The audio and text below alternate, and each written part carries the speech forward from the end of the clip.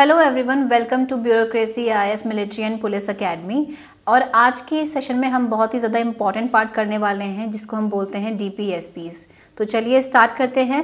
Part 4 के अंदर हम लोग डीपीएसपीज़ को रखते हैं और ये इसका फुल फॉर्म रहता है directive principles of state policy. ये पहले मैं आर्टिकल्स बता देती हूँ कि कहाँ से कहाँ तक है। आर्टिकल 36 से लेकर के आर्टिकल 15 तक का इनकी कैटेगरी हमें देखने को मिलती है। ठीक है, सबसे पहले समझते हैं कि directive principles of state policy है क्या, इनका मीनिंग क्या है। बेसिकली क्या है, दीज आर द डायरेक्टिव्स। ये ऐसे प्रिंसिपल्स हैं जो स्टेट को कोई भी पॉलिसीज़ या लॉ बनाने से पहले आपको इनको कंसिडर करना पड़ता है, या इन्हीं के ऊपर जो इनमें बातें कही गई हैं उन्हीं के ऊपर यहाँ पे लॉज बनाने के लिए आपको बनाने पड़ते हैं बेसिकली। क्योंकि अब ये क्या है समझ लेते हैं पहले कि fundamental, these are also considered as the rights. ठीक है, लेकिन फंडामेंटल राइट्स में और इसमें अंतर क्या है, ये अलग से डीपीएसपीज़ का एक हमें क्यों लेकर के आना पड़ा सेक्शन। अगर ये राइट्स हैं तो ये फंडामेंटल राइट्स के अंदर ही क्यों नहीं रखे गए, इसके लिए एक अलग सेक्शन और पार्ट 4 हमने क्यों लेकर के आया है। तो थोड़ा सा इसमें बेसिक डिफरेंस समझते हैं। फंडामेंटल राइट्स जो हैं वो ऐसे राइट्स हैं जो हमने बोला हुआ है कि ये मूल अधिकार है। ठीक है, यानी कि being the citizen of India आपको ये मूल अधिकार यहाँ पे प्राप्त करवाए जाएंगे। अब क्योंकि जिस टाइम पे हमारा देश आज़ाद हुआ था तो उस टाइम पे हमारी सोशल इकोनॉमिक कंडीशंस इतनी ज़्यादा अच्छी नहीं है जिसकी वजह से हम डीपीएसपीज़ को यहाँ पे फॉलो करवा पाए या फिर उनको फंडामेंटल की कैटेगरी में रखे। इसीलिए हमने इनको अलग सेट्स में रखा गया, जिसको हमने बोला कि फंडामेंटल राइट्स, जहाँ पर हमने बोला हुआ है कि बीइंग द सिटीजन आपको ये फंडामेंटल राइट्स मिल जाते हैं और ये एनफोर्सेबल भी होंगे। और जबकि हम डीपीएसपीज़ को हम ये बात करते हैं कि these are the basic moral obligations हैं, या फिर ये ऐसी चीज़ें हैं, ऐसी बातें कही गई हैं जो अगर टाइम रहते रहते, मतलब आप ये समझ सकते हैं कि अगर क्या कर रहे हैं कि with the passage of time हमारा जैसे जैसे देश विकसित होता जाता है, जैसे डेवलपमेंट आता जाता है, तो इन सारी चीज़ों को फॉलो करवाने के लिए यहाँ पर लेजिस्लेचर क्या बना सकती है, लॉ लेकर के आ सकती है। ठीक है, इसीलिए these both are the part of the rights. However, fundamental rights are justiciable part and DPSPs are non-justiciable parts. ठीक है, पहले इनमें आर्टिकल्स में क्या क्या लिखा हुआ है, क्या क्या चीज़ें दी गई हैं, एक बार हम इनको समझने की कोशिश करते हैं। उसके बाद हम इसका और मेजर डिफरेंसेस यहाँ पे हम बात करेंगे। तो जैसे मैंने बताया कि directive principles of state policy है क्या, बेसिकली मैंने आपको बताया है कि क्या ये ऐसे डायरेक्टिव्स हैं जो कि गवर्नमेंट को ये बताते हैं कि उन्हें कैसे वर्क करना है, किसके लिए, लोगों के कल्याण के लिए, वेलफेयर के लिए। इसी से हमारा फिर आगे हम कॉन्सेप्ट देखते हैं कि गुड गवर्नेंस का जो कॉन्सेप्ट है वो तभी हम देख पाते हैं कि गुड गवर्नेंस हमें तभी देखने को मिलती है कि जिस गवर्नमेंट ने इन डीपीएसपीज़ को फॉलो करवाने के लिए, ये लोगों के वेलफेयर के लिए यहाँ पे काम किया हुआ था। तो सबसे पहले स्टार्ट करेंगे आर्टिकल 36 से, जो हमारे पार्ट 3 में आर्टिकल 12 में दिया हुआ है। जस्ट लाइक दैट वहाँ पे 36 में जो डेफिनेशन ऑफ स्टेट की हम बात करते हैं कि स्टेट है क्या, सिमिलरली इसी पार्ट में भी हमें 36 में भी वही डेफिनेशन ऑफ स्टेट देखने को मिलती है। फिर आर्टिकल 37 क्या कहता है, it basically says that the application of DPSPs. इसके अंदर हम 3 सेक्शन की बात करते हैं। सबसे पहला पार्ट यही बोलता है कि जो डीपीएसपीज़ है, these are non justiciable part या non enforceable part of the constitution. ध्यान देंगे, नॉन इन्फोर्सेबल और नॉन जस्टिसेबल मैंने अभी आपको यहाँ पे क्लियर करा था कि इन केस अगर आपके फंडामेंटल राइट्स वायलेट होते हैं तो you can directly go to the court. However DPSPs में जो भी बातें कही गई हैं अगर वो फॉलो नहीं करवाई जाती हैं, अगर उसके लिए कोई लॉ नहीं है, लॉ है तो आपके पास वो लीगल राइट रहता है, लेकिन अगर उसके लिए कोई लॉ नहीं है और वो बातें यहाँ पे कही हुई हैं तो उनके लिए आप डायरेक्टली यहाँ पे सुप्रीम कोर्ट नहीं जा सकते हैं। ठीक है, और दूसरी बात ये कहता है, अब इससे आपको ये समझ में आया होगा कि अगर हम इसके लिए ये इन्फोर्सेबल ही नहीं है, इनको हम अप्लाई नहीं करवा सकते, तो इनको राइट्स देने का क्या फ़ायदा। देखिए, क्योंकि हमने ये इसलिए लिखे हुए हैं क्योंकि हमने नेक्स्ट सेक्शन में ही, इसी आर्टिकल के नेक्स्ट सेक्शन में हमने ये भी बोला गया है कि अगर कोई भी स्टेट यहाँ पे कोई भी नियम या कानून करके आती है तो उनको यहाँ पर डीपीएसपीज़ को कंसिडर करना पड़ता है, और जो भी नियम कानून वो बनाती है वो for the welfare of the country होना चाहिए, यानी कि सिटीजन्स के वेलफेयर के लिए काम करना चाहिए। इसीलिए डीपीएसपीज़ में जो बात कही गई है वो लॉज में, वो आपकी जो भी कानून आ रहे हैं उनके अंदर वो चीज़ें आपको दिखनी चाहिए। ठीक है जी, तो इसलिए आर्टिकल 37 में ये सारी बातें हमने जब क्लियरली कही हुई हैं तो इसीलिए गवर्नमेंट के लिए ज़रूरी बन जाता है कि जब भी वो अपनी पॉलिसीज़ इंप्लीमेंट करवाते हैं या उनको लेकर के आते हैं तो उनमें उनको डीपीएसपीज़ कंसिडर करना है। आर्टिकल 38 में हम पढ़ते हैं state to secure a social order for the promotion of the welfare of the people, यानी कि ये कहता है सबसे फॉरमोस्ट इम्पॉर्टेंट जो है, जो इसका बेडरॉक है, ये इसी आर्टिकल में लिखा हुआ है, जो डीपीएसपी इसका बेडरॉक है बेसिकली। तो ये कहता है कि स्टेट को यहाँ पे सोशल ऑर्डर डेवलप करने के लिए क्या है, प्रमोशन करना पड़ता है वेलफेयर ऑफ द पीपल का। यानी कि अब ध्यान में देने वाली बात है कि जो वेलफेयर ऑफ द पीपल है ये तीनों चीज़ों में देखना चाहिए, यानी कि आपका आप कह सकते हैं socio economic and political level पे आपको यहाँ पे क्या होना चाहिए, जस्टिस मिलना चाहिए और इनइक्वलिटीज़ को मिनिमाइज़ करना है। इनफैक्ट इनकम स्टेटस को यहाँ पे मिनिमाइज़ करने की काम करनी है और अपॉर्चुनिटीज़ लोगों को प्रोवाइड करने की बात करी गई है। तो ये आर्टिकल 38 का पार्ट है। 39 में हम बोलते हैं कि दीज आर द सर्टेन, यहाँ पे एक क्लास दी गई है, these are the certain principles of policy to be followed by the state. यहाँ पे मैं कुछ आपको सर्टेन प्रिंसिपल्स आपको बता देती हूँ। बेसिकली ये बात करता है कि क्या आपको मीन्स ऑफ लेवलीहुड मिलना चाहिए, इक्वल डिस्ट्रीब्यूशन ऑफ मटीरियल होना चाहिए। इनफैक्ट यहाँ पे बोलता है कि आपको कंसंट्रेशन ऑफ वेल्थ को भी यहाँ पे क्या करना है, अवॉइड करना है। ठीक है, इक्वल पे और इक्वल वर्क का यहाँ पे कॉन्सेप्ट दिया हुआ है। इनफैक्ट यहाँ पे हेल्थ जो है वर्कर्स की उसको यहाँ पे प्रिजर्व करके रखना है और एक हेल्दी डेवलपमेंट प्रोवाइड करवाने की, एक हेल्दी एनवायरनमेंट प्रोवाइड करने की बात करी है फॉर द वर्कर्स। ठीक है, तो ये दीज आर द सेक्शन, सब sections of the article 39। In fact 39A हमने बाद में ऐड किया हुआ है और बहुत ही इंपॉर्टेंट यहाँ पे बन जाता है। ये बात करता है कि equal justice and free legal aid की। फ्री लीगल एड यानी कि ऐसे कुछ सेक्शंस ऑफ द सोसाइटी है जो कि क्या करते हैं यहाँ पे केसेस लड़ने के लिए, हालांकि उनके साथ जस्टिस नहीं मिला हुआ लेकिन वो केसेस लड़ने के लिए यहाँ पे क्या नहीं है, उनके पास इकोनॉमिक उतना चीज़ नहीं रहती है। इस वजह से यहाँ पे गवर्नमेंट की ये ड्यूटी रहती है कि वो अपनी तरफ से फ्री लीगल एड उनको प्रोवाइड करवा पाए ताकि उनको भी क्या मिल सके, जस्टिस मिल सके। आर्टिकल 40 की अगर हम बात करते हैं तो यहाँ पे ऑर्गेनाइजेशन ऑफ विलेज पंचायत हमें देखने को मिलता है। आर्टिकल 41 में हम बात करते हैं right to work, to education and to public assistance in certain cases. For example in certain cases का मतलब है कि आप ओल्ड एज की बात करते हैं या फिर आप बात करते हैं पब्लिक असिस्टेंस, जब आप ओल्ड एज हो रहे हैं या फिर आपकी तबीयत खराब है, सिकनेस है, तो ऐसी चीज़ों में आपको पब्लिक असिस्टेंस मिलनी चाहिए। ठीक है, 42 की हम बात करते हैं, ये बोलता है कि जस्ट एंड ह्यूमन कंडीशंस होनी चाहिए वर्क की और साथ साथ आपको मैटरनिटी रिलीफ का भी प्रोविजन देखने को मिलता है।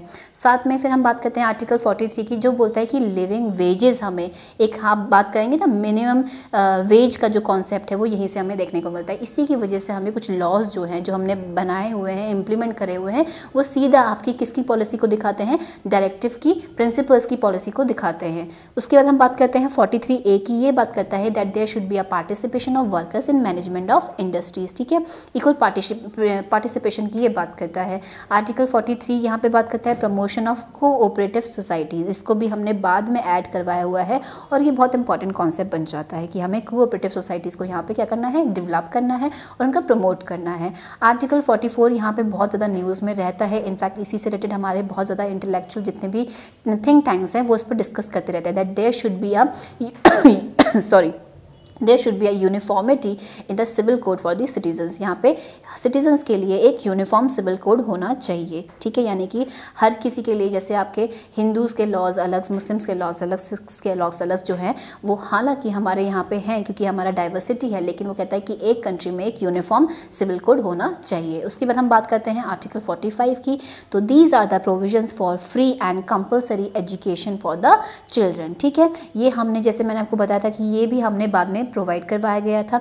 अब provision for free and compulsory education हमने चिल्ड्रन को यहाँ पे प्रोवाइड करवाने की बात करी थी और मैंने आपको इससे पहले आपको बताया भी था कि हमने एक फंडामेंटल राइट भी जोड़ा गया है 21A, जिसमें हमने एलिमेंट्री एजुकेशन को फ्री एंड कंपलसरी करा हुआ था। ठीक है जी, उसके बाद हम आगे देख लेते हैं कुछ और प्रोविजंस इसकी बात करते हैं। तो आर्टिकल 46 की अगर हम बात करते हैं तो ये बोलता है promotion of education and economic interest of scheduled caste, एससीज एंड ओबीसीज, यानी कि जो भी वल्नरेबल सेक्शंस हमारे रहते हैं तो उनका एजुकेशनल और इकोनॉमिक इंटरेस्ट के लिए हमें क्या करना है, यहाँ पे प्रमोशन करना है, उनके वेलफेयर के लिए वर्क करना है।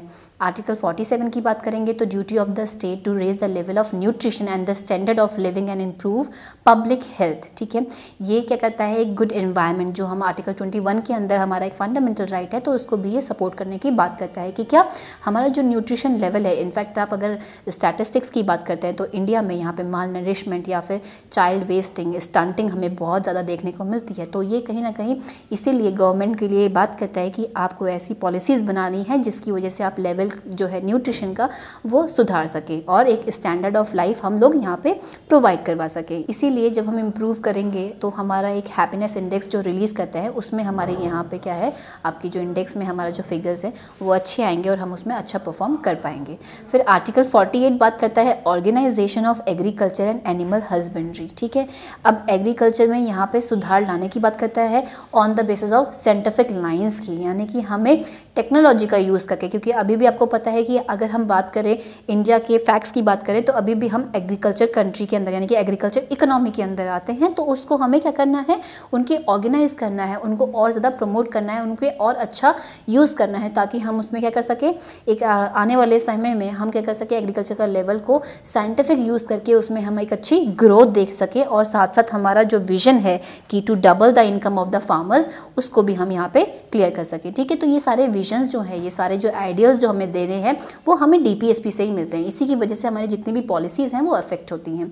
आर्टिकल 49 के अंदर हमें देखने को मिलता है protection of monuments and places and objects of national importance, यानी कि जो भी हमारे नेशनल इंपॉर्टेंस की चीज़ें हैं उनको हमें प्रोटेक्ट करके रखना है, उनको उन ऑब्जेक्ट्स को हमें क्या करना है, उनको प्रिजर्व करके रखना है। तो ये आर्टिकल 49 हमें देता है। ठीक है, आर्टिकल 50 बोलता है very important, it says that the separation of judiciary and from the executive, यानी कि ये एग्जीक्यूटिव बॉडी से जुडिशरी को सेपरेट करने की बात करता है। And the last but not the least article 51 says that the promotion of international peace and security. Promotion यहाँ पे इंटरनेशनल पीस एंड सिक्योरिटी की अगर हम बात करें तो ये कहीं ना कहीं आप इसको ऐसे भी रिलेट कर सकते हैं कि आफ्टर द इंडिपेंडेंस हमें जो इनफैक्ट जो हमें यहाँ पे जवाहरलाल नेहरू जी की जो पॉलिसी देखने को मिलती है पंचशील, तो उसमें भी उन्होंने यही बोला था कि क्या यहाँ पर हमें इंटरनेशनल पीस और सिक्योरिटी की बात करता है and India is the country जो यहाँ पे इंटरनेशनल पीस को प्रमोट करता है। ठीक है जी, अब ये हमने एक बार आर्टिकल्स हमने सारे के सारे DPSPs के हमने कैटेगराइज कर लिए हैं, हमने समझ लिए हैं कि कौन से आर्टिकल में क्या क्या दिया हुआ है। अब इसके लिए मुझे ज़रूरत है कि इसके बेसिक फीचर्स को मैं जान लूँ। देखिए, सबसे पहली चीज़ जो मैं यहाँ पर जोड़ना चाहूँगी, आप इसको समझ लेंगे कि जो directive principles of state policy है ये हमने बाहर से बोरो करा हुआ है। कहाँ से बोरो करा है? ये हमने आयरिश कॉन्स्टिट्यूशन से लिया हुआ है। ठीक है, आयरिश कॉन्स्टिट्यूशन से लिया हुआ है। ये क्वेश्चन आपका बहुत बार पूछा जाता है। ठीक है, उसके बाद अब ये हैं क्या और ये कहाँ पे ऐड करे गए थे, तो ये एक चीज़ बता दूँ, ये इनको ये बोला जाता है कि basically this resemble the instrument of instructions given in the government of India act 1935। यहाँ पर जब हम बात करते हैं गवर्नमेंट ऑफ इंडिया 1935 की, तो उस टाइम पे गवर्नर जनरल्स जो थे या वाइसरॉय जो थे या जो डिफरेंट गवर्नर्स थे स्टेट के, तो उनके लिए यहाँ पे कुछ हमने इंस्ट्रूमेंट दिए थे, इंस्ट्रूमेंट ऑफ इंस्ट्रक्शंस। बेसिकली कुछ यहाँ पे इंस्ट्रक्शंस दिए गए थे कि इन मेजर चीज़ों पे उनको वर्क करना है फॉर द अपलिफ्टमेंट और for the welfare of the people. तो उन्हीं की तरह ये डायरेक्टिव्स भी जो है ये उन्हीं की तरह रिजेंबल करते हैं। ठीक है, बेसिक जो इसमें बात है सब चीज़ों का अगर मैं निचोड़ बोलूँ तो ये बोलता है कि यहाँ पे मेन मुझे दिखना चाहिए वेलफेयर स्टेट का कॉन्सेप्ट। वेलफेयर स्टेट का कॉन्सेप्ट यानी कि कल्याणकारी योजनाएं होनी चाहिए, लोगों का कल्याण होना चाहिए। इसीलिए हम यहाँ पे डेमोक्रेसी है, इसलिए हम यहाँ पे जो पार्लियामेंट्री फॉर्म ऑफ गवर्नमेंट लेकर के आए हैं, तो हम ये बोलते हैं कि 5 साल के लिए हम यहाँ पे अपने रिप्रेजेंटेटिव्स भेजते हैं और उन रिप्रेजेंटेटिव्स का ये कर्तव्य है कि वो लोगों के कल्याण के लिए काम करें। अच्छा, फॉरमोस्ट इंपॉर्टेंट थिंग जो मैंने पहले भी डिस्कस करी थी, जो आर्टिकल 37 के अंदर भी दिया हुआ है, these are the non justiciable in nature.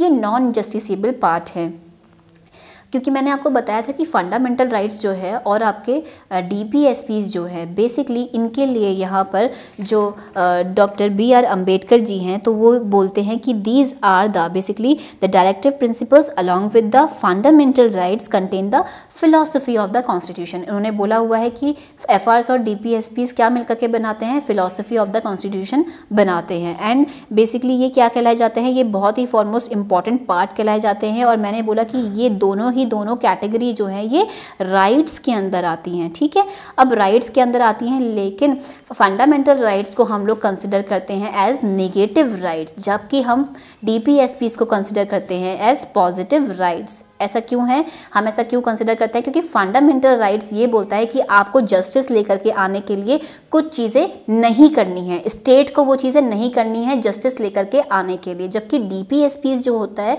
वो ये बोलता है कि आपको सोशियो इकोनॉमिक अपलिफ्टमेंट या फिर जस्टिस देने के लिए कुछ चीज़ें करनी है। तो यहाँ पे नहीं करने की वजह से स्टेट को रोकता है, इसलिए ये निगेटिव राइट्स हैं। डीपीएसपीज आपको अलाउ करता है कि आपको ये चीज़ों पे वर्क करना है, इन चीज़ों पे आपको कॉन्सेप्ट को लेकर के आना है, तो इसलिए ये पॉजिटिव राइट्स कहलाए जाते हैं। ठीक है, अब एक और मेजर चीज़ मैं आपको यहाँ पे बता दूं, क्योंकि मैंने आपको स्टार्टिंग में ही ये चीज़ नहीं बताई, क्योंकि ये ध्यान रखेंगे कि आपको कॉन्स्टिट्यूशन में इसका क्लासिफिकेशन नहीं देखने को मिलता है।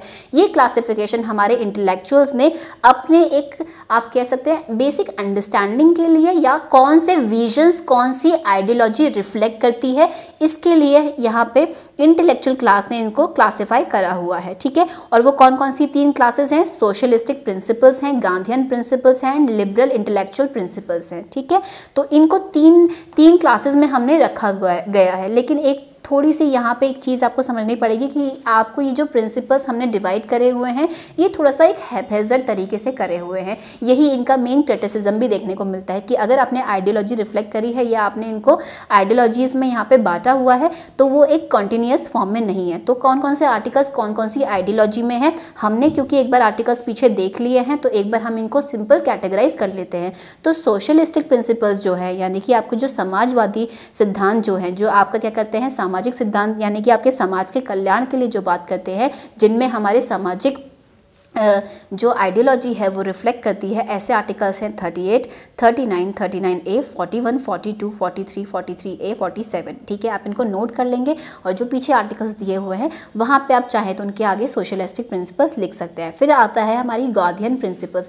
गांधीयन प्रिंसिपल्स की हमने यहाँ पे इसलिए ये कैटेगरी रखी गई है क्योंकि ड्यूरिंग द नेशनल मूवमेंट जो चीज़ें गांधी जी ने लेकर के आई थी या जो चीज़ें उनकी आइडियोलॉजी रिफ्लेक्ट करती है वही हमने यहाँ पे कॉन्स्टिट्यूशन में लेकर के आए हैं। फॉर एग्जांपल अगर हम बात करते हैं आर्टिकल 40 की, तो आर्टिकल 40 कहता है that there should be the organisation of village panchayats. तो ऑर्गेनाइजेशन ऑफ विलेज पंचायत्स की अगर हम बात करते हैं तो ये डिसेंट्रलाइजेशन जो प्रोसेस है ये कहीं ना कहीं गांधीयन प्रिंसिपल्स को क्या करता है, रिजेंबल करता है। तो इसलिए हमने इनको गांधीयन प्रिंसिपल्स के अंदर रखा हुआ है। जैसे कॉटेज इंडस्ट्रीज को डेवलपमेंट करना, इनफैक्ट एसटीज एससीज और उनके डेवलपमेंट के लिए वर्क करना, मिल्चिंग एनिमल्स को यहाँ पे उनके लिए यहाँ पे आपके करना, प्रोहिबिट करना उनका स्लॉटर या फिर उनका मारना, सब चीज़ें उनके लिए मतलब प्रमोट करना, उनका अपलिफ्टमेंट करना, उनके लिए प्रिजर्व करके रखना, इनफैक्ट उनकी ब्रीड को भी यहाँ पे इम्प्रूव करना और साथ साथ ही कंजप्शन जो हम इंटॉक्सिकेटेड एलिमेंट्स का करते हैं उसको रोकना। तो ये सब गांधीयन प्रिंसिपल्स की हम बात करते हैं।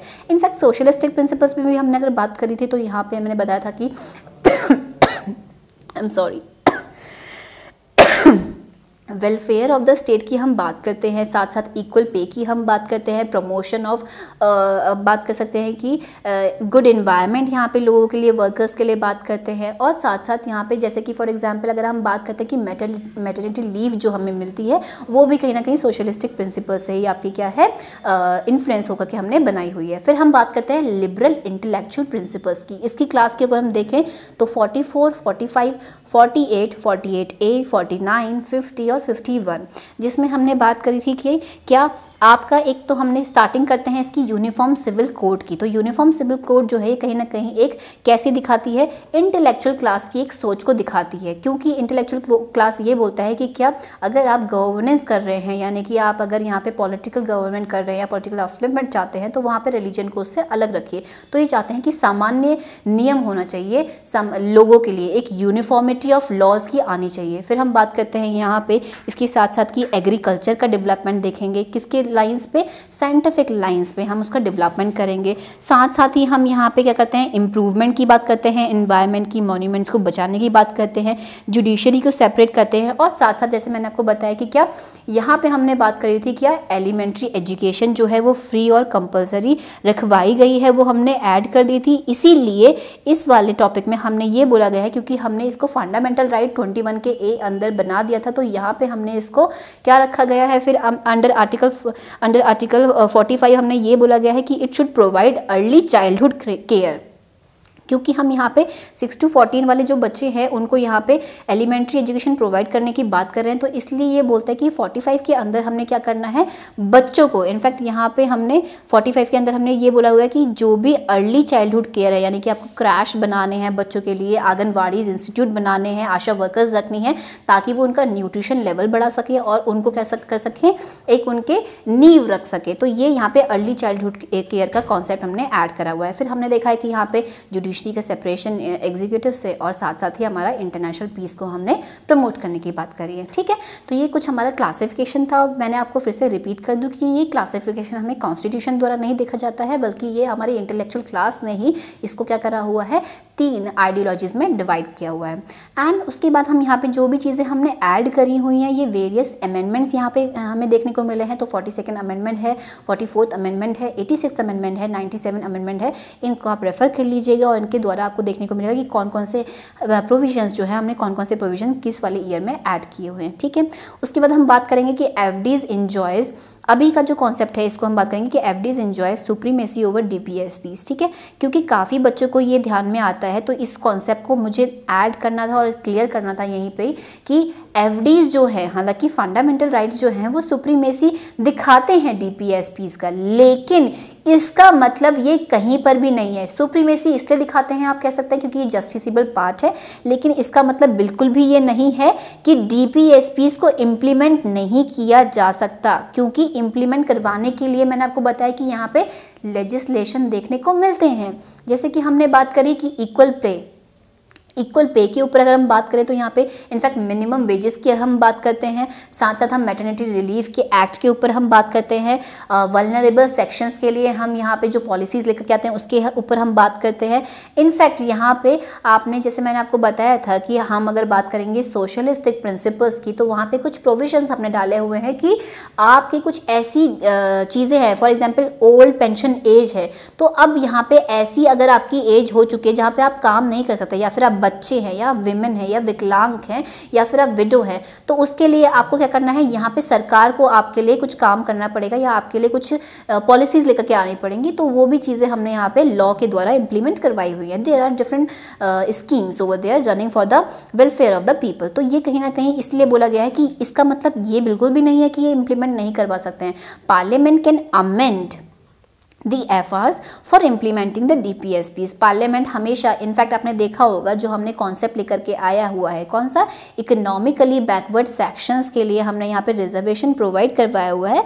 तो हम ये बोल सकते हैं कि हाँ, हमने अपने उसमें आर्टिकल 15 एंड 16 को हमने यहाँ पे दोबारा अमेंड करा हुआ है, और ये इसी कॉन्सेप्ट पे डेवलप करा हुआ है, क्योंकि हमें यहाँ पे करना है सोशो इकोनॉमिक वेलफेयर प्रोवाइड करवाना है। इनफैक्ट आपका ये भी ध्यान रखेंगे कि जो डीपीएसपीज होते हैं वो आपका सोशियो इकोनॉमिक जस्टिस यहाँ पे प्रोवाइड करवाता है, जबकि आपकी फंडामेंटल राइट जो है वो पॉलिटिकल जस्टिस की बात करता है, ठीक है, या पॉलिटिकल डेवलपमेंट की बात करता है, जबकि डीपीएसपीज आपका सोशियो इकोनॉमिक डेवलपमेंट या जस्टिस की बात करता है। इसीलिए हमने यहाँ पे क्या कहता है, ये बात कहता है कि parliament can amend the FRs for implementing the DPSPs as long as it does not damage और destroy the basic structure of the constitution. ये हमने देखा था कि क्या हमारा केशवानंद भारती केस में एक कॉन्सेप्ट निकल के आया था basic structure of the constitution का, तो वो ये कहता है कि इसको ना हनन करते हुए हम कुछ चीज़ें अमेंड कर सकते हैं हमारे फंडामेंटल राइट्स में, और उनको अमेंड करने के बाद हम यहाँ पर क्या कर सकते हैं, अपना डीपीएसपीज को फॉलो करवा सकते हैं। ठीक है, समझ में आया? चलिए अब इसके बाद हम यहाँ पे देखते हैं हमारा 4th ए में जल्दी से हम फंडामेंटल ड्यूटीज़ को भी यहीं पे कवर कर लेते हैं। देखिएगा, फंडामेंटल ड्यूटीज़ के लिए ज़्यादा इंपॉर्टेंट चीज़ ये है कि क्या है कि ये कौन से पार्ट में दिया हुआ है। ये पार्ट 4th ए का दिया हुआ है, और इसके अंदर सिर्फ एक आर्टिकल हमें देखने को मिलता है जिसका हम 51 ए है, और उसके यहाँ पे subsections A B C D E F G हमें नीचे देखने को मिलेंगे। ठीक है, अच्छा ये कहाँ से लिया हुआ है, तो ये ध्यान रखेंगे कि क्या है, ये सोवियत यूनियन से हमने लिया गया है और इसको बाद में हमने जोड़ा है। यानी कि हम ध्यान में रखेंगे कि ये जो हमारा ओरिजिनल कॉन्स्टिट्यूशन था ये उसका पार्ट नहीं था, इसको हमने बाद में जोड़ा गया था। ठीक है, बाद में जोड़ा गया था।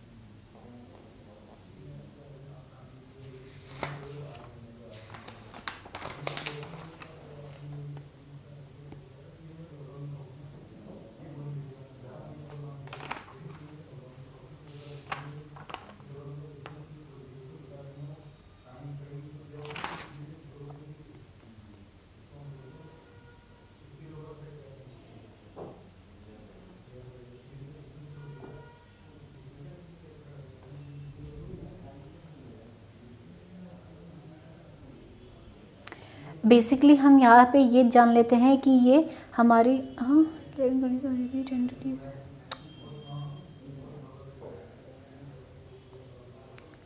ठीक है, हमने ये जाना है कि फंडामेंटल ड्यूटीज़ ये क्या है।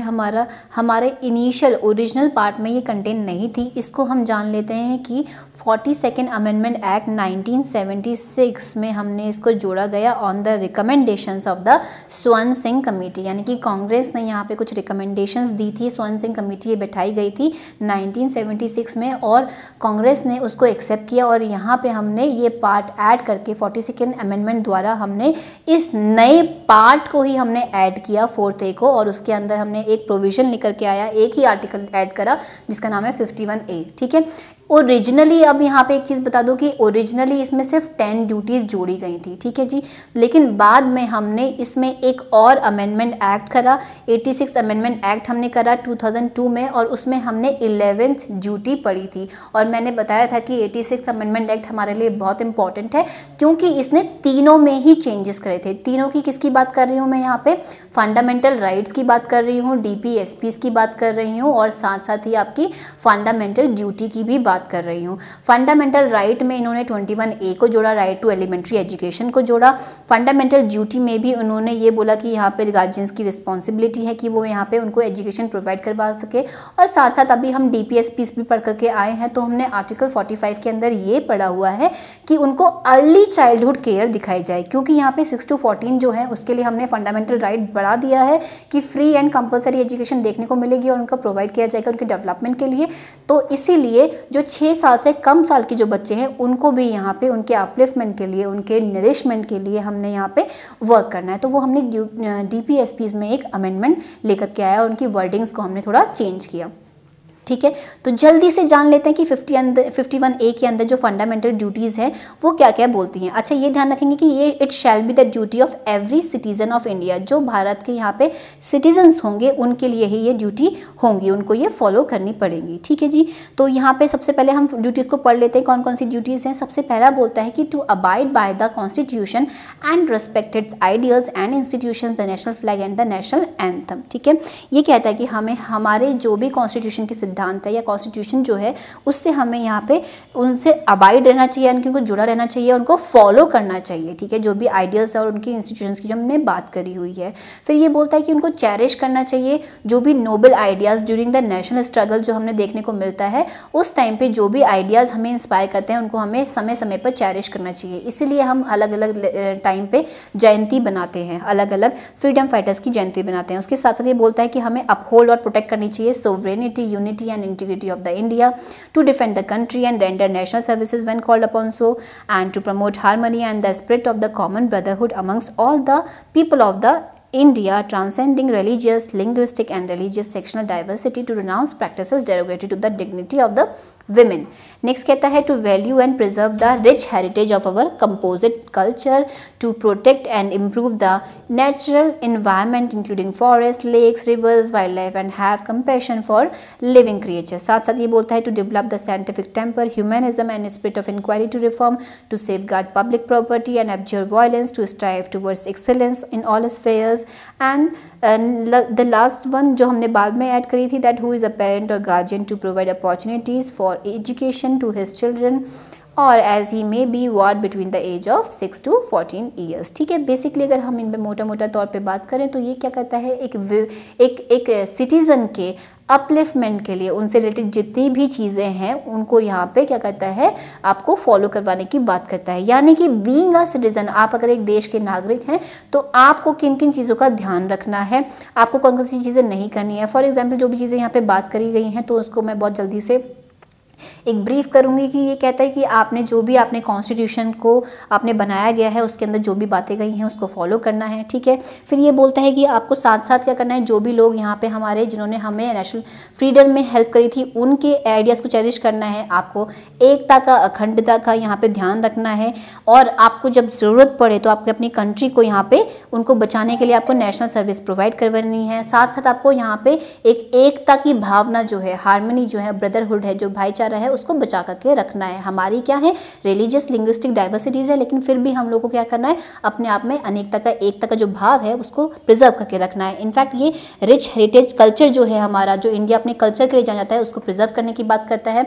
और साथ साथ यहाँ पे नेचुरल इन्वायरमेंट की भी है, इंक्लूडिंग फॉरेस्ट जो भी हैं, लेक्स हैं, उनको यहाँ पे प्रिजर्व करने की बात करता है, इनफैक्ट इम्प्रूव करने की बात करता है। इसी से रिलेटेड यहाँ पे हम लोग कह सकते हैं कि देयर वाज अ न्यूज़ कि यहाँ पे आपके क्या हैं, कुछ रिवर्स जो है या फिर कुछ एरियाज़ जो हैं उनको हम लोग यहाँ पे एज अ लिविंग एंटिटी का नाम दे देते हैं, ताकि क्या कर सके, उनकी ड्यूटी बन जाए कि उनको प्रिजर्व करना है। और अगर उनके खिलाफ कोई भी उनको रूइन करने के लिए, उनको हार्म करने के लिए कोई भी अगर चीज़ करते हैं तो उनके खिलाफ एक लीगल एक्शन लिया जा सके। साथ साथ हम यहाँ पे साइंटिफिक टेम्पर डेवलप करने की बात करते हैं, ताकि हम क्या कर सके, अपने देश में इनोवेशन सुधार सकें। ठीक है, एक काइंड ऑफ कह सकते हैं कि क्या साइंस एंड टेक्नोलॉजी का जो फील्ड है उसमें हम लोग इम्प्रूव कर सकें। और पब्लिक प्रॉपर्टी को और वायलेंस को यहाँ पे कम करने की बात करता है, पब्लिक प्रॉपर्टी को सेव करने की बात करता है। एक्सीलेंस, हमें हर तरीके से हमें एक्सीलेंस को चेज करना चाहिए, ताकि हम भी क्या कर सके, आने वाले देशों के साथ हम लोग भी कम्पीट कर सके। और लास्ट में ये बोलता है कि क्या बच्चों को जो 6 से 14 की जो एज की उम्र की हैं, तो उनकी पेरेंट की और उनकी गार्जियन की ड्यूटी बन जाती है कि उनका अपलिफ्टमेंट के लिए उनकी जो हम free and compulsory education provide करवा रहे हैं तो उनको पहुँचाए या फिर वहाँ तक उनको देने में हेल्प करें। ठीक है जी, इसी के साथ हमारा यहाँ पे पार्ट 4 ए भी कंप्लीट होता है। अब हम बात करेंगे पार्ट 5 की, जहाँ से हम लोग स्टार्ट करेंगे यूनियन की। यहाँ से हमारा मेन नया पार्ट शुरू हो जाता है, यूनियन। यूनियन जो है हमारा 52 से लेकर के 151 पार्ट तक रहता है।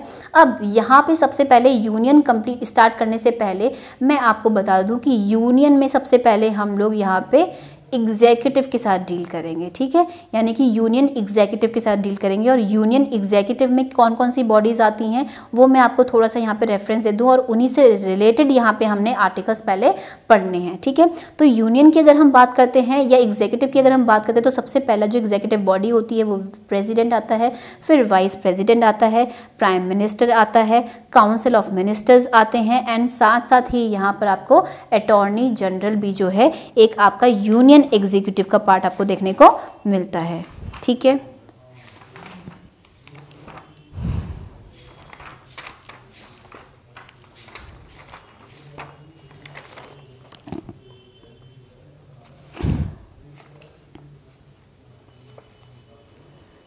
ठीक है, तो जल्दी से हम इन आर्टिकल्स पे नज़र मार लेते हैं और फिर हम कुछ यहाँ पे थोड़ा सा इनका ब्रीफ डिस्कशन ले लेंगे। सबसे पहला आर्टिकल, फॉरमोस्ट इंपॉर्टेंट आर्टिकल जो है आर्टिकल 52 है।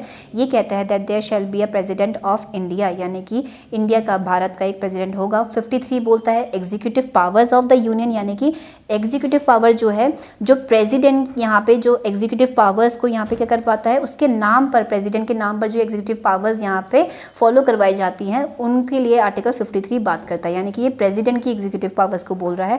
आर्टिकल 54 की अगर हम बात करें तो ये बोलता है कि इलेक्शन ऑफ द प्रेसिडेंट किस ढंग से होना चाहिए basically.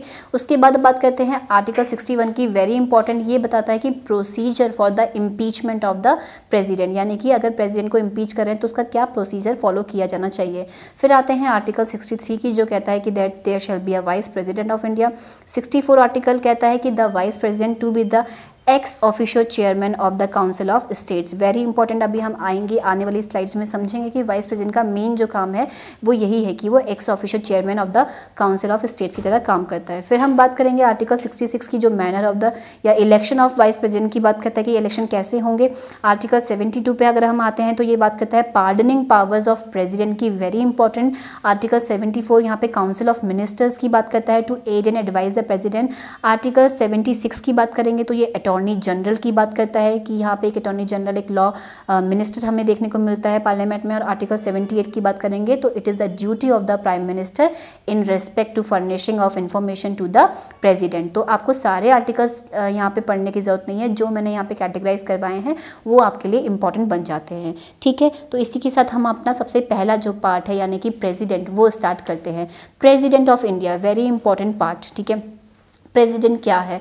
Basically it is the part of the executive and legislative as well. However आपको बुक्स में यहाँ पे हर जगह पे एग्जीक्यूटिव बॉडी का पार्ट दिखेगा, लेकिन मैं आपको यहीं पे क्लियर कर दूँ कि ये एक लेजिस्लेटिव का पार्ट भी कहलाया जाता है। क्यों, पहले समझते हैं। देखिए, एग्जीक्यूटिव का पार्ट तो इसलिए है कि जो भी आपके डिसीजंस इंप्लीमेंट किए जाएंगे या लगवाए जाते हैं, तो वो एग्जीक्यूशन जो काम होता है वो प्रेसिडेंट का ही एग्जीक्यूशन के या प्रेसिडेंट के नाम पे ही करवाए जाते हैं, लिए जाते हैं, जो भी एग्जीक्यूटिव ड्यूटीज़ होती हैं। लेकिन लेजिस्लेटिव का पार्ट मैं इसलिए बोलती हूँ कि यहाँ पे ध्यान देने वाली बात है, क्योंकि ये आप ध्यान रखेंगे कि it is the part of the parliament. ये एक पार्ट ऑफ पार्लियामेंट है। बहुत बारी इस पे यूपीएससी क्वेश्चन हर बार फ्रेम करता है और ये बहुत ही ज़्यादा रिपीटेड फॉर्म में क्वेश्चन आपको देखने मिलता है कि which of the following is considered as the part of the parliament. तो Lok Sabha, Rajya Sabha and the president of India is the part of the parliament. इसीलिए इनको पार्ट ऑफ द पार्लियामेंट कहा जाता है। इसलिए मैंने यहाँ पे लेजिस्लेटिव बॉडी भी लिखा हुआ है, क्योंकि अगर कोई भी विधेय है, कोई भी बिल है, अगर आपको पास करवाना है तो उसका प्रोसीजर ये होता है कि पहले आप लोकसभा में पास करवाते हैं, फिर राज्यसभा में पास करवाते हैं और उसके बाद उसको प्रेसिडेंट के एसेंट के लिए भेजा जाता है। और जब तक यहाँ पे प्रेसिडेंट उस पर साइन नहीं करता तब तक वो क्या है, बिल से एक्ट नहीं बन पाता है। तो इसीलिए प्रेसिडेंट जो है वो दोनों ही काम यहाँ पे देखने को मिलता है। यानी कि इसीलिए हम यहाँ पे इंडिया में जब हम बात करते हैं तो यहाँ पे जो ओवरलैपिंग ऑफ पावर्स देखने को मिलता है, यानी कि एग्जीक्यूटिव बॉडी और आपकी साथ साथ यहाँ पे लेजिस्लेटिव बॉडी की जो पावर्स हैं वो क्या करती हैं, ओवरलैप करती हैं। ठीक है, इसके बाद हम देखते हैं कि he is called as the head of the Indian state and the first citizen of country. ठीक है, इसको हेड ऑफ इंडियन स्टेट बोला जाता है और ये फर्स्ट सिटीजन कहलाया जाता है। इसके इलेक्शंस की अगर हम बात करें बहुत जल्दी से तो हम जानेंगे कि इसके इलेक्शंस जो हैं वो इनडायरेक्ट फॉर्म में होते हैं, यानी कि हम डायरेक्टली जो एक आम नागरिक है इंडिया का वो इसमें पार्टिसिपेट नहीं लेता। एक इलेक्टोरल कॉलेज बनाया जाता है, यानी कि एक आप कह सकते हैं निर्वाचन, एक हम लोगों का एक मंडल बनाते हैं, एक कॉलेज बनाते हैं जो लोग इनमें पार्टिसिपेट करते हैं। अब उस इलेक्टोरल कॉलेज के कौन कौन से लोग यहाँ पे पार्टिसिपेट करते हैं उनका यहाँ पे हम जान लेते हैं कि उस कॉलेज में कौन कौन होता है। तो basically it includes the elected members, please take a note of that, ये बहुत इंपॉर्टेंट है। इलेक्टेड मेंबर्स यानी कि सारे के सारे निर्वाचित लोग होने चाहिए, नॉमिनेटेड नहीं होने चाहिए। जब मैंने इलेक्टेड लिख दिया यानी कि ये क्या कर रहा है, नॉमिनेटेड लोगों को यहाँ पे निकाल रहा है उसकी क्लास से। तो कौन कौन से मेंबर्स होने चाहिए, of both the houses of the parliament, यानी कि दोनों ही सदनों के यहाँ पे इलेक्टेड मेंबर्स होने चाहिए। साथ साथ बात कर रहा है legislative assemblies of the state, यानी कि यहाँ पे लेजिस्लेटिव काउंसिल के मेंबर नहीं चाहिए, उसको कौन से चाहिए, लेजिस्लेटिव असेंबली के मेंबर्स चाहिए और वो भी कैसे होने चाहिए, इलेक्टेड होने चाहिए। फिर बात करता है लेजिस्लेटिव असेंबलीज ऑफ 2 यूटीज, कौन कौन सी 2 यूटीज की बात कर रहा है, दिल्ली एंड पुडुचेरी। इसके बाद क्या क्या क्वालिफिकेशंस है ये देख लेते हैं। क्वालिफिकेशंस में सिंपल सी बात बोली हुई है कि it should be the citizen of state होना चाहिए, सिटीजन ऑफ इंडिया होना चाहिए। उसके बाद 35 ईयर्स ऑफ एज इसने कंप्लीट कर लेनी चाहिए। Eligibility as a member of Lok Sabha ये बात करता है कि क्या ये एक मेंबर ऑफ पार्लियामेंट होने की और लोकसभा के मेंबर होने की एलिजिबिलिटी रखता हो, लेकिन ये पार्ट ऑफ पार्लियामेंट तो है लेकिन ये मेंबर ऑफ पार्लियामेंट होता नहीं है, सिर्फ एलिजिबिलिटी चाहिए होती है। और साथ साथ ये बोलता है कि नो ऑफिस ऑफ प्रॉफिट, यानी कि यहाँ पे किसी भी ऑफिस ऑफ प्रॉफिट में नहीं होना चाहिए। और he should be nominated by 50 proposer, 50 electors and security of deposit of 15,000। ठीक है, एंड एलिजिबिलिटी इसकी ध्यान रखेंगे कि it should be he is eligible for री election for any number of times, unlike president of USA जहाँ पे वो सिर्फ मैक्सिमम दो टाइम्स यहाँ पे या 2 टर्म्स कर सकता है। इम्पीचमेंट यहाँ पे सिर्फ एक ही रीज़न की वजह से होता है, वायलेशन ऑफ द कॉन्स्टिट्यूशन। लेकिन ध्यान रखेंगे कि जो वायलेशन ऑफ कॉन्स्टिट्यूशन ये जो टर्म है ये कॉन्स्टिट्यूशन में कहीं भी डिफाइन नहीं किया हुआ है। उसके बाद हम बात करते हैं वीटो पावर्स की। वीटो पावर्स इसके पास 3 तरह की वीटो पावर्स हमने दी हुई है, absolute, pocket and suspensive. Pardoning powers की अगर हम बात करें तो यहाँ पे पार्डनिंग पावर होती है, कम्यूट होती है, रेमिट होती है, respite and reprieve are the pardoning powers of the president. उसके बाद हम बात करेंगे वेरी इंपॉर्टेंट थिंग कि इसके पास सिचुएशनल डिस्क्रिशन होती है, कॉन्स्टिट्यूशन डिस्क्रिशन नहीं होती है। यही इसका मेजर डिफरेंस है गवर्नर और प्रेसिडेंट में कि यहाँ पे इनका सिचुएशनल डिस्क्रिशन होती है और वो 3 मैटर्स में वो दे सकता है कि क्या, एक तो अपॉइंटमेंट ऑफ द पीएम जब यहाँ पे कोई क्लियर मेजॉरिटी नहीं हो या फिर कोई ऑब्वियस सक्सेसर नहीं हो आफ्टर डेथ, और दूसरी बात dismissal of the council of ministers, यानी कि उनको डिसमिस कर सके, और साथ साथ ही डिसोल्यूशन ऑफ लोकसभा वो कर सकता है। यानी कि ये सारी की सारी कैसी हैं, सिचुएशनल डिस्क्रिशन है, यानी कि इसके लिए उसको यहाँ पर काउंसिल ऑफ मिनिस्टर्स की एडवाइस नहीं लेनी पड़ती है। ठीक है जी, तो ये कुछ ब्रीफ इंट्रोडक्शन था हमारे प्रेसिडेंट के लिए। और इसके बाद हम बात करते हैं वाइस प्रेसिडेंट की। तो वाइस प्रेसिडेंट जो है ये इंपॉर्टेंट बन जाता है कि ये ऑफिस अमेरिकन वाइस प्रेसिडेंट से लिया गया है। इलेक्शन इनके भी इनडायरेक्ट होते हैं। एक बहुत बेसिक डिफरेंस है इनके इलेक्टोरल कॉलेज में कि यहाँ पर both elected and nominated members होते हैं, लेकिन सिर्फ किसके, पार्लियामेंट के। यहाँ पे स्टेट लेजिस्लेचर का कोई रोल नहीं होता। क्वालिफिकेशंस की अगर हम बात करें तो सिटीजन ऑफ इंडिया होने चाहिए, 35 ईयर्स एज की होनी चाहिए, और इनकी क्वालिफिकेशंस होनी चाहिए कि राज्यसभा का मेंबर बन सके, और इनका कोई ऑफिस ऑफ प्रॉफिट नहीं होना चाहिए। नॉमिनेट करे जाने चाहिए 20 प्रपोजर्स और 20 सेकेंडर्स के द्वारा, और सिक्योरिटी डिपॉजिट होना चाहिए 50,000। और इनको रिमूव करने की जो प्रक्रिया है, इसको इम्पीचमेंट का नाम नहीं दिया हुआ है, जो सिंपल बोला गया कि इफेक्टिव मेजॉरिटी चाहिए इनके लिए राज्यसभा में, और सिंपल मेजॉरिटी, यहाँ पे एम लिख लेंगे आप, राइटिंग एरर है यहाँ पे, सिंपल मेजॉरिटी चाहिए इनको लोकसभा में। और इनका जो मेन वर्क है वो यही है कि he acts as an ex officio chairman of the Rajya Sabha, यानी कि ये क्या करते हैं, आपके चेयरमैन बनते हैं राज्यसभा के। यानी कि इसके लिए जैसे ही वो वाइस प्रेसिडेंट बनते हैं वैसे ही ये चेयरमैन बन जाते हैं राज्यसभा के। और ये जब यहाँ पे प्रेसिडेंट हमारा क्या होता है, रेजिग्नेशन दे देता है, इम्पीच हो जाता है, या डेथ हो जाती है, एब्सेंस हो जाती है, या इलनेस में, ये he can act as a president, यानी कि आप कह सकते हैं यहाँ पे एक्टिंग प्रेसिडेंट की तरह ये बैठ सकते हैं जब प्रेसिडेंट की ये सारी चीज़ें वैकेंट होती है सीट। अच्छा, एक चीज़ और ध्यान रखेंगे कि इन केस ऑफ, यहाँ पे अगर हम बात करेंगे कि डेथ हो जाती है, रिजाइंड हो जाता है या इम्पीच कर दिया जाता है, तो till the tenure of 6 months ही यहाँ पे रिसाइड कर सकते हैं। अनलाइक यूएस प्रेसिडेंट, यूएस के ऑफिस में या यूएस के वाइस प्रेसिडेंट में वो तब तक ऑक्यूपाई करता है जब तक का कार्यकाल बचा हुआ है, लेकिन यहाँ पर आपको 6 मंथ्स के अंदर अंदर यहाँ पे इस पोस्ट के लिए इलेक्शंस करवाने पड़ते हैं और हमारे न्यू प्रेसिडेंट नियुक्त किए जाते हैं। फिर जल्दी से हम बात कर लेते हैं प्राइम मिनिस्टर के बारे में। अच्छा, प्राइम मिनिस्टर के लिए यहाँ पे जो आर्टिकल्स रहते हैं मेनली वो रहते हैं आर्टिकल 74 और 75। आर्टिकल 74 ये बोलता है कि यहाँ पे there should be the council of ministers headed by the prime minister to aid and advice to the president. यानी कि यहाँ पे बोलता है कि एड और एडवाइस करने के लिए यहाँ पे काउंसिल ऑफ मिनिस्टर्स होनी चाहिए headed by the prime minister. तो यहाँ पे इसका एक रेफरेंस यहाँ पे मिलता है। और फिर प्राइम मिनिस्टर 75 में ये बोलता है कि क्या काउंसिल ऑफ मिनिस्टर्स नियुक्त करे जाते हैं on the advice of the prime minister, यानी कि यहाँ पे जो भी नियुक्ति करी जाएगी वो प्राइम मिनिस्टर के द्वारा ही करी जाएगी। ठीक है, तो ये कुछ आर्टिकल्स हैं जो आपके मेनली प्राइम मिनिस्टर के बारे में, ऑफिस के बारे में बोलते हैं। उसके बाद हम प्राइम मिनिस्टर के ऑफिस के बारे में जानते हैं, तो इसको हम बोलते हैं रियल एग्जीक्यूटिव या फिर डी फैक्टो रूलर। अब ध्यान देंगे, जो प्रेसिडेंट जो हमारा पोस्ट है तो उनको हम बोलते हैं डी ज्यूरी, या फिर हम बोल सकते हैं कि क्या नॉमिनल हेड की तरह इनको जाना जाता है। ठीक है, नॉमिनल हेड यानी कि इनको हमने एक पोस्ट दी गई है, लेकिन अगर हम बात करें रियल जो पावर्स होती हैं, यानी कि हेड जो ऑफ गवर्नमेंट जो होता है वो प्राइम मिनिस्टर होता है, जबकि प्रेसिडेंट जो होता है हेड ऑफ स्टेट कहलाया जाता है, और डी ज्यूरी हेड कहलाया जाता है, या फिर नॉमिनल हेड कहलाया जाता है। जब हम प्राइम मिनिस्टर की बात करते हैं तो ये रियल एग्जीक्यूटिव हेड होते हैं, डी फैक्टो हेड कहलाए जाते हैं, और हेड ऑफ द गवर्नमेंट कहलाए जाते हैं। He can hold office of prime minister. अच्छा, एक बहुत इंपॉर्टेंट यहाँ पे चीज़ है कि a person can hold office of prime minister for 6 months without being the member of the parliament. यानी कि इसका मेन चीज़ ये है, ये देखेंगे हमने, और ये बाद में आपका 70s के तहत भी यहाँ पे सुप्रीम कोर्ट ने ही ये लेकर के आया था कि अगर कोई भी व्यक्ति जो प्रधानमंत्री की पोस्ट पर 6 महीने तक रह सकता है, जब उसने क्या नहीं करी हुई है, मेंबरशिप ऑफ पार्लियामेंट नहीं ली गई है, लेकिन उस 6 महीनों के अंदर अंदर उसको यहाँ पे क्या करना पड़ता है, पार्लियामेंटशिप लेनी पड़ती है, यानी कि उसका मेंबर बनना पड़ता है। उसके बाद अगर वो नहीं बनता है तो वो उसका ऑफिस सीज हो जाएगा, यानी कि वो उस पोस्ट से अपने आप ही क्या हो जाएगा, हटा दिया जाएगा। उसके बाद आता है चेयरमैन ऑफ नीति आयोग, इसको कहा जाता है। ये कौन कौन सी आयोग को या कौन कौन से इंस्टीट्यूशन को या कौन कौन सी बेसिकली हम यहाँ पे बात करेंगे अथॉरिटीज़ को, ये कौन कौन सी को चेयर करते हैं। तो इनमें देख लेते हैं किन किन के नाम है। नीति आयोग है, नेशनल इंटीग्रेशन काउंसिल को ये चेयर करते हैं, इंटर स्टेट काउंसिल को वेरी इंपॉर्टेंट इनको ये हेड करते हैं, नेशनल वाटर रिसोर्सेज को ये हेड करते हैं। और साथ साथ ही यहाँ पे आपने देखा होगा कि इतनी आपदाएं वगैरह आई हुई हैं तो इसलिए इंपॉर्टेंट बॉडी बन जाती है national disaster management authority.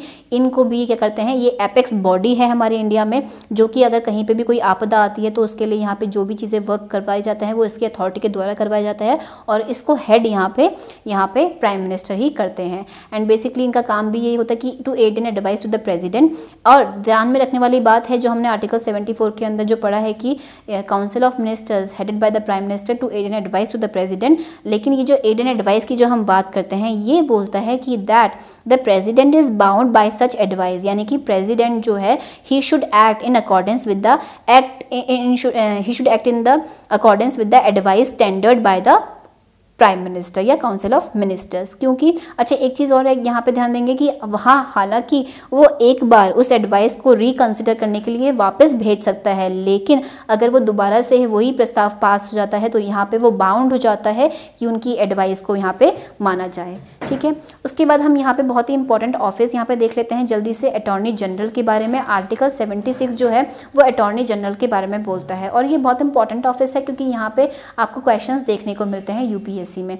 Highest law officer इसको बोला जाता है और अपॉइंट किया जाता है प्रेसिडेंट के लिए। ध्यान रखेंगे यहाँ पे जितनी भी पावर्स हैं फॉर दिस ऑफिस जो है वो प्रेसिडेंट को ही दी गई हैं। ठीक है, and he must be qualified as a जज ऑफ द सुप्रीम कोर्ट, और इसकी जो क्वालिफिकेशंस होनी चाहिए वो एज अ सुप्रीम कोर्ट के जज की क्वालिफिकेशंस के बराबर होनी चाहिए। यानी कि जल्दी से कौन कौन सी हमारी क्वालिफिकेशंस थी आप मुझे यहाँ पे कमेंट सेक्शन में आंसर करेंगे। ठीक है, कि क्या क्या हमारी बीइंग द जज ऑफ द सुप्रीम कोर्ट हमारे लिए क्या क्या क्वालिफिकेशंस चाहिए होती हैं। टर्म जो है इसका फिक्स नहीं किया जाता है, इसके लिए एक स्टेटमेंट दिया जाता है that the pleasure of the president तक ये रहता है, और प्लेजर ऑफ प्रेसिडेंट जो है वो भी डिफाइन नहीं किया हुआ।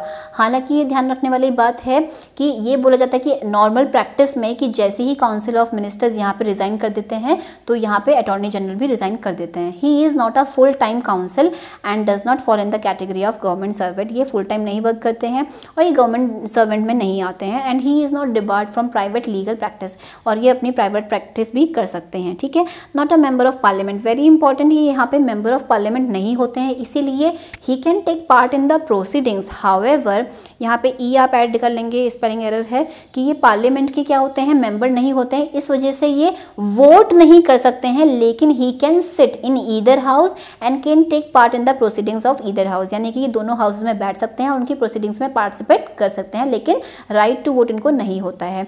एंड ये एडवाइस करते हैं गवर्नमेंट को, परफॉर्म करते हैं एक्शंस और डिस्चार्ज करते हैं ड्यूटीज़ जो भी गवर्नमेंट द्वारा या फिर कॉन्स्टिट्यूशन द्वारा इस बॉडी को दी गई है। फिर बात करते हैं काउंसिल ऑफ मिनिस्टर्स की। जैसे मैंने आपको बताया कि काउंसिल ऑफ मिनिस्टर्स जो है आर्टिकल 74 और 75 में हमारा इसका मेंशन है। तो ये बोलता है कि 75 deals with the appointment, tenure, responsibilities, qualifications, oaths and advice and allowances of the council of ministers. 75 के अंदर ही ये बोला गया कि अपॉइंटमेंट कौन करता है, टेन्योर कितना रहेगा, रिस्पॉन्सिबिलिटी क्या रहेंगी, क्वालिफिकेशंस क्या रहेंगी, ओथ एंड एडवाइस क्या रहेंगी। तो ये सारी की सारी अलाउंसेस क्या रहते हैं, ये आर्टिकल 75 के अंदर हमें देखने को मिलता है। काउंसिल ऑफ मिनिस्टर्स जो है हेड करता है बाय द प्राइम मिनिस्टर, और ये एडवाइस करता है प्रेसिडेंट को, एंड उस जैसे मैंने आपको पहले ही बताया कि he should act in accordance with that advice, जो भी उनको टेंडर करी जा सकती है। ठीक है, और दूसरी चीज़ और बहुत इंपॉर्टेंट चीज़ यहाँ पे है, इसको जान लेंगे कि it shall not be, the advice tender shall not be inquired in any court. And यहाँ पे ध्यान देने वाली बात है कि क्या ये जो आपने एडवाइस करी हुई है यहाँ पे कोई भी कोर्ट यहाँ पे क्या नहीं कर सकता, उसको इंक्वायर नहीं कर सकता है। ठीक है, और दूसरी चीज़ यहाँ पे ये चीज़ है कि क्या they can shell hold office during the pleasure of the president. यहाँ पे क्या है, ये कब तक ऑफिस होल्ड करते हैं, during the pleasure of the president hold करते हैं, क्योंकि जैसे ही यहाँ पे मेजॉरिटी लूज करती है तो यहाँ पे क्या है, इसलिए एक फैक्टर आता है that they swim and saying together. यानी कि अगर यहाँ पे जब भी मेजॉरिटी नहीं होती है तो पूरी की पूरी काउंसिल ऑफ मिनिस्टर्स ही यहाँ पे डिसॉल्व हो जाती है। And appointed by the president होता है इनका on the advice of the prime minister. और वेरी इंपॉर्टेंट फैक्टर हम यहाँ पे ऐड करते हैं कि क्या टोटल स्ट्रेंथ जो होता है काउंसिल ऑफ मिनिस्टर्स का वो 15% से लोकसभा की जो टोटल स्ट्रेंथ है उससे ज़्यादा एक्सीड नहीं करना चाहिए। जो भी लोकसभा की आपकी टोटल स्ट्रेंथ होती है उससे 15% एक्सीड नहीं करना चाहिए। ठीक है जी, तो इस वीडियो में इतना ही। अब आने वाली वीडियोस में हम लोग कंसिडर करेंगे पार्लियामेंट के बारे में और फिर उसके बाद हम स्टार्ट करेंगे state legislature. I hope you enjoyed this video. Thank you.